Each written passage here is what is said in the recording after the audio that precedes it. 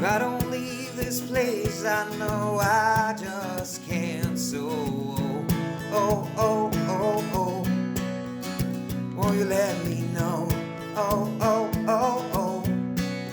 Where to go?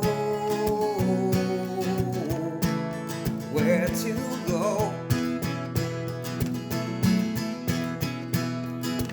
I've been hanging inside these walls now for days. Welcome to Aquila Private Game Reserve. It's about 2 hours drive out of Cape Town. With us on this tour is Nico Mayer, who is a nature guide. Nico, tell us more about what you do. So I'm a nature guide in the Western Cape area, and I've been working in the Western Cape now for the past 5 years professionally. And yeah, I come from Oudtshoorn, so this is definitely my passion, my place, and something I learned to love around here. So if I went with you on a walk, you'll tell me about the hojas, Yes, the bugs. Yes, definitely. So yeah, for the past few months, I've taken people out in the mountain, showing them a little bit more than just going on a normal hike, and teaching them more a little bit about the environment and the river systems in the Western Cape. Hi, I'm Dion. Hi, I'm Abriel. Yes. Abriel, Nico. Where to go?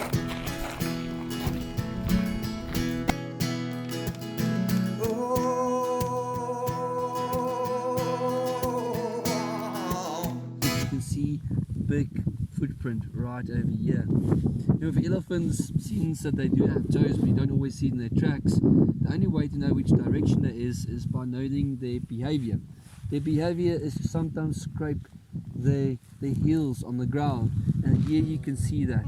This is their heel scraping on the ground, moving in a direction. They are big, enormous animals, and because they have such long legs, they actually walk like a model. So they don't walk like a hippo, wide feet, or like a rhino, wide feet, because they have short legs. They have long legs. Because of that, they walk one foot and in front of the other. Can you show me how? All right. They'll go and they will walk like this. Next time you see it, they are born model.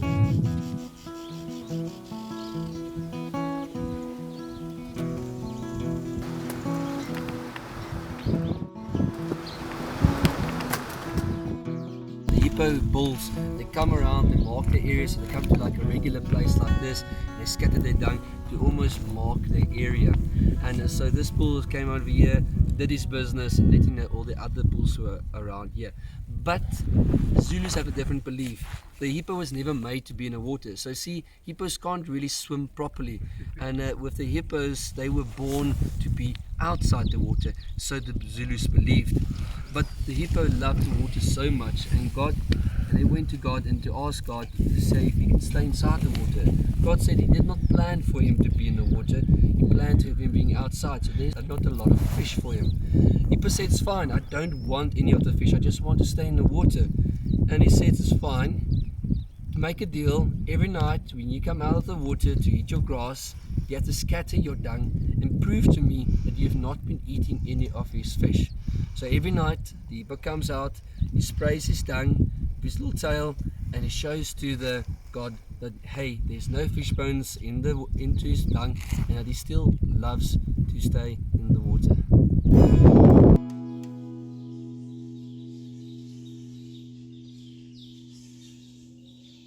Alright, so you sometimes think you have a tough job, hey? And these guys, they have to come in over here and they have to act fast. Now, this dung is drying out as we are speaking, and so these guys, they need to form their little dung balls before it gets rock hard, because this dung, within a few minutes or maybe in a few hours, it will get very, very dry and we call unmanageable for these guys to roll it.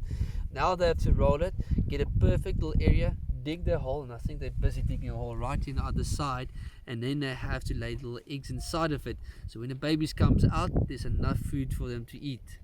Alright guys, so you can see this little dung beetle over here, and you can see he's making a hole, and he has his little dung right over there, and so he's trying to dig the hole to put his dung inside there.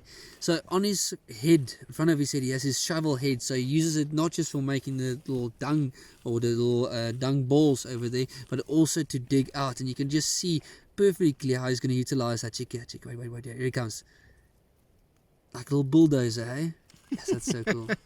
It lays eggs like inside of it now, and then there's a perfect little environment for the nymphs, the little babies that's inside there. When they hatch out, there's now a perfect little bowl of nutrition for them, and so they can then eat from there, and then they can become also little dung beetles. So don't be confused, this is definitely not dew. You all look around this plant, and it's called the ice bush or ice plant, and it has these cells all around and almost looks like little blisters around them, and storing their moisture inside their leaves. So they absorb all the moisture and they keep it there in their cells. The ice plant is a bush that doesn't last very long. It's not seasonal, but it's a plant that it comes and it goes. So we're in the middle of nowhere. There's no water any since closest to us, and we've got this little track right in front of us. And a lot of times people will make the mistake and think it's a baboon, but clearly this is a Cape clawless otter. It's an animal that I do not really see. It is an animal that's very difficult, and during the night time they do wander around. They can sometimes go for kilometers away, and here you can see easily the fingers of the Cape clawless otter. No nails, hence the name, the Cape clawless otters. And it's got a little bit of a spread over there, so it's definitely a Cape clawless otter. If it was something like a baboon, the fingers would have looked totally different. So you get sometimes a little bit of things changing around over here. This is of course a rhino midden. Rhinos come here regularly, do their business. It's nothing quite new, but sometimes you just think this is rhinos coming over here, but there's a lot of activities coming around over here. You see have some zebras has been doing their business over here, and then you find other animals that you don't always expect, and that is something like your jackals. Jackals have the way of always wanting to poop on something a little bit higher. You find them on top of bushes, and regularly I've seen them now looking for other animals like rhino poop and pooping on top of that. And that is sometimes just to show that they are a little bit bigger. So then when the next jackal comes in, he sees it and he goes like, well, this guy is actually, a little bit taller than the other guys. If he can poop this high, it means he's definitely not your smallest little jackal. And I've seen them coming around these dung middens, and they specifically try to find this little highest point, and they poop on top of it. So you can see this is a rhino dung, and on top of it you can see the darker one over here, and that will be jackal poop that's on top of that one. And you also see them coming around and rolling around in the dung, and it's a lot of debate why they do it. Maybe they're trying to get rid of the scent of the meat and this rotten smell that's been on them, and maybe they just really love it. That is a milkweed grasshopper. So the milkweed grasshopper actually is born not being poisonous. After he's been eating on a milkweed bush, poison milkweed bush, he starts absorbing the poison, making himself more and more poisonous. With a lot of insects, first thing you always check, how can it escape you? Can it run away? Can it fly away? And if it doesn't, then something else might be protecting him. Poison. So this guy is also advertising with his very bright colors that please stay away from me, I'm extremely poisonous. So at Aquila, there are different ways that you can do a safari. One of them obviously is in the safari vehicle. The other way is on a horse, which is beautiful and natural. And what do you think the boys have chosen? They're going on quads. But I'm staying with Blondie, is my horse's name. Blondie, should we go on a ride? What do you think? Okay, cheers. We'll see you guys later.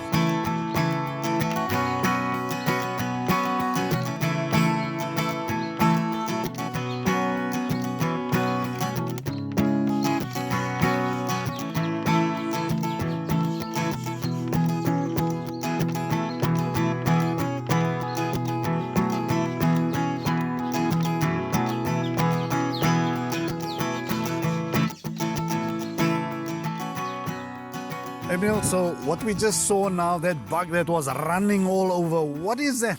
That is what we call a pisqueer. Okay. Right? Like the name says in Afrikaans, a urine bug. Okay. They are covered with a acidic-like liquid, which makes them smell extremely bad, like urine, basically, that was standing for a week or something like that. So that would basically be like a defense mechanism. Exactly. That's how he get rid of his predators and all that. Look at this little plant. This is called a krimpsiektebos, the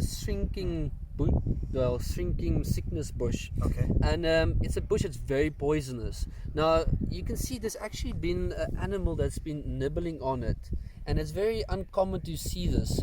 And so what a specific animal this has been coming and nibbling on it, I've no idea.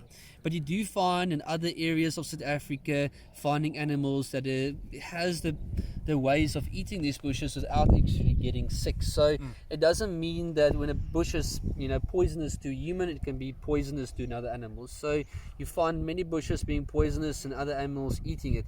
And so it's kind of interesting that that actually also happens with the Kimpsiek bush. Abriel, and this white that's here, that's the foam that's created by the spittle bug whenever they lay the eggs on this rhino bush. Because of the bush containing high quantities of tannin, they can only grow in such environment. So whenever the foam clears up, the bug itself will be grown enough to take flight with the wind. Okay. And the wind takes them away to other areas, and that's where they will basically grow. Abriel, tell me, what is this dead bushes that we are looking at? I mean, is it even worth anything to any of the animals? Yeah, Dion, the elephants, they come and they destroy most of these vegetation out here. But interestingly enough, this bush as it is here, it's dead, so it's difficult to identify it. Okay. But if you're looking at this part of it all, you'll see what it's all about. This is called the Namakwa fire stick bush. Right? Okay. So the dried out stems usually was used by the Khoisan to start their fires with the help of dried out elephant dung, and then also obviously rhino dung, right? So what you can see here is that some twigs has been put together and put right on top. This is made by my favorite kind of helper, if you will. It's called the succulent Karoo striped felt mouse. All right, so they've got a dense population of mice themselves under this nest, so they need some source of food which they can continuously, grasp on. So every day they collect the twigs, the dried out twigs, they come and put it right on top here, and then they start building their nest. But in doing so also, this is also sort of their main food, but they are the only animals that can digest this material. So when they start eating it and it goes through the digestive system the first time, basically with the help of certain enzymes in the digestive tract, it gets digested but not fully. So now they leave the dung pebbles right around the nest, and the following day, after the sun has heated, after a certain amount of photosynthesis, they start eating it again. So it will go through the system the second time, getting more digested. So now the photosynthesis will continue again, and then the third time again they would eat it right again. So with that comes a lot of fermentation and all that, so it becomes a fertilizer. And then this fertilized dung pebbles around this area, it will allow some growth from underneath after certain rainfall. And then also, due to the seeds blowing all over with the wind, it will start getting green around here. And if this plant is not totally dead, it will restore the bush to full greenery again. So I respect these mice in a way that they help us out here to prevent veld fires, right? Because we are susceptible to veld fires so much here in the Karoo. So yeah, I respect the mice. It's a little bit of a split hoof over here, so you can see that this track is basically split in half, so it really gives us a clear identification that it's an animal or an antelope already. And then there's two guys more or less a similar size. It would be eland and it would be buffalo. They're very close to something like a cow type of hoof print, and so he was walking all on this little track over here. Nico, why is it that you always find gnu's together or wildebeest together with zebra? Well, it's many factors. So first of all, they don't compete for the same food, and it's always safety in numbers. Maybe that canoe sniffs a lion or a leopard close by, they will pick up it very, very quickly that these wildebeest are uncomfortable, and they will use that as a form of security for themselves. Oh, oh, oh, oh. Won't you let me know? Oh, oh, oh, oh. Where to? So we've had a fantastic time with wildlife, with nature. And it was interesting to learn about some of the animals, things that we didn't know. We've learned about the bugs. We've experienced good weather. It's been fabulous. So don't forget to like, subscribe. And please share our videos with your friends so that we can do more of this. We'll see you next time. Ciao. Where to where to go. Oh.